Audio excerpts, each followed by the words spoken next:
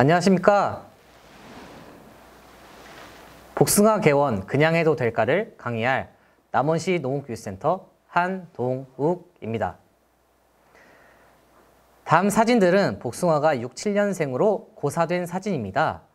첫 번째 나무 피해 상태로 지상부 및 뿌리 수피 형성층이 갈변 고사해 죽은 것이고, 두 번째, 세 번째는 지상부 수피 형성층이 갈변 고사해 죽었으나 지하부는 정상인 상태입니다. 네 번째는 피해 나무 목질부 상태입니다. 위 사진들은 동해와 습해 피해 사진으로 모두 수분장애, 토양 관리 및 영양 공급 불량에서 동해를 받거나 여름철 고온기에 연속 강우에 의해 습해를 받아 나무가 고사되거나 생육이 약해진 상태입니다. 이 과수원이 그렇게 된 원인은 물 빠짐이나 통기를 위한 유공관 파이프를 묻지 않은 것입니다. 그렇다면 어떻게 식재를 해야 할까요? 알아볼 학습 내용입니다. 첫 번째, 복숭아 개원 시 고려사항. 두 번째, 복숭아 재배 환경으로 온도, 광, 강수량 및 토양 등을 알아보겠습니다.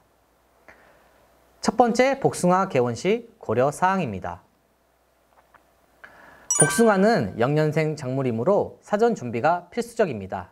한 번 심으면 10년 이상 재배하기 때문에 채소, 화훼 등 1년에 몇 번씩 용묘하는 작물보다 개원 전 치밀한 사전 준비가 매우 중요합니다.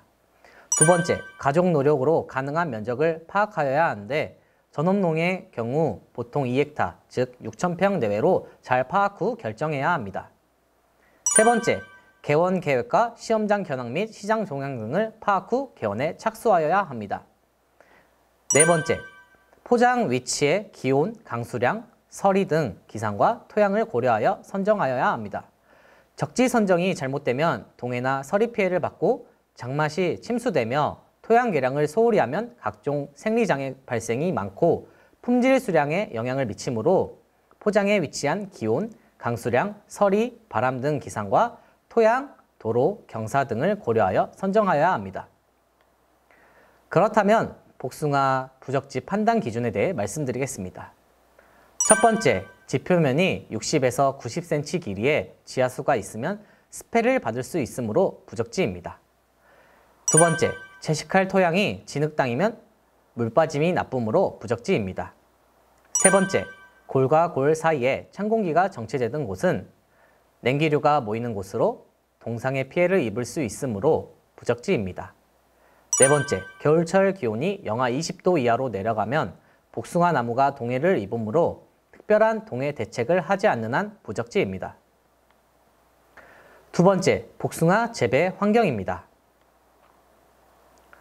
우리나라 대부분 지역에서는 복숭아 재배가 가능한데 겨울철 저온으로 심한 동해를 받아 나무가 죽는 경우가 있어 재배가 불안정하기 때문에 신문지, 집, 수성 페인트, 동해 방지 자재 등을 이용하여 동해 방지 대책이 필요합니다. 두 번째, 꽃눈의 내한성은 생육 시기와 나무의 영양 상태에 따라 다릅니다. 위 표는 생육 단계별 동해 온도 표입니다. 자발 휴면기 때는 영하 20도 이하로 떨어지지 않으면 죽지 않고 활액기인 꽃봉오리가 필 무렵에는 영하 1.7도 이하로 떨어지면 동상의 피해를 입게 됩니다. 저온이 찾아오기 전 기상 조건에 따라 큰 차이가 있는데 자발 휴면기 기간이라도 따뜻한 날씨가 계속되면 갑자기 저온이 닥칠 경우 내한성이 약해지기도 합니다. 또한 병해충 피해로 일찍 낙엽이 되거나 착과량이 지나치게 많아 저장 양분 축적이 부족한 경우 또는 질소 비료를 많이 주었던 나무도 내한성이 약합니다. 이 사진은 동해 방지 자재를 이용하여 동해 방지 대책을 한 사진입니다. 다음 표는 복숭아의 자발 휴면 타파에 필요한 시간이 처리 온도에 따라 달라진 표입니다. 자발 휴면은 평균 7도 이하에서 1000에서 1500시간이 필요합니다. 휴면 기간이 불충분한 경우 발화가 균일하지 않습니다. 또한 자발 휴면이 끝나도 외기 온도는 여전히 낮아 생육에 부적당한 시기로 복숭아는 타발 휴면 상태가 되므로 2월에 전정을 시작해야 합니다. 표를 확인했을 때 6도의 경우 1450시간 정도로 가장 짧지만 이보다 높거나 낮을수록 더 많은 시간이 요구됩니다. 두 번째, 광과 강수량입니다. 첫 번째, 내음성이 약합니다. 복숭아는 특히 광선에 대해서 민감한 편이며 수관 내부의 결과지가 쉽게 말라 죽는 것도 이 때문입니다. 두 번째, 수확기 전후 강우가 많은 때에는 품질이 저하될 뿐만 아니라 병 발생이 많고 수확, 작업, 수송, 판매에 어려움이 많습니다. 그러므로 품종 선택에 있어서 재배 지역의 기상 조건을 충분히 검토하여 비가 많은 시기와 수확기가 일치하지 않도록 하는 것이 좋습니다. 세 번째, 5월에서 6월 세 가지 신장기에 비가 많이 오면 일조량이 부족하여 탄소 동화 작용이 떨어질 뿐만 아니라 토양이 과습하여 뿌리의 생리 기능이 떨어집니다. 또한 세 가지 생장이 왕성하게 되어 양분의 소모가 많아져 배 발육과 양분 경쟁이 일어나 생리적 낙과가 심하게 됩니다. 여름에 비가 많이 오면 일조 부족으로 과실 내 당분 축적이 떨어져 품질이 낮아지는데 품종에 따라서는 열과의 원인이 되기도 하며 병의 발생도 심합니다. 따라서 비가 적게 오는 지방에 복숭아를 재배하는 것이 유리합니다. 해결책으로는 다음 사진인 다공질 필름 사진입니다. 수확기 5에서 7일 전에 밑에 깔아서 수관 하부의 햇빛 투광량을 높게 할 수 있도록 하는 자재입니다. 시중에는 타이백이라는 상표명으로 불리는데 이것이 광을 난반사하여 복숭아의 착색 증진과 조기 수확을 할 수 있도록 하는 품질 향상 기자재 중 하나입니다. 세 번째, 토양입니다. 다음 표는 복숭아 나무의 토양 적응성을 나타낸 것입니다. 내건성을 봤을 때 내건성이 강한 편이나 내습성이 약하여 지하 수위가 높거나 물 빠짐이 나쁜 토양에서는 생육이 나쁨으로 유공관이 필수적으로 필요합니다.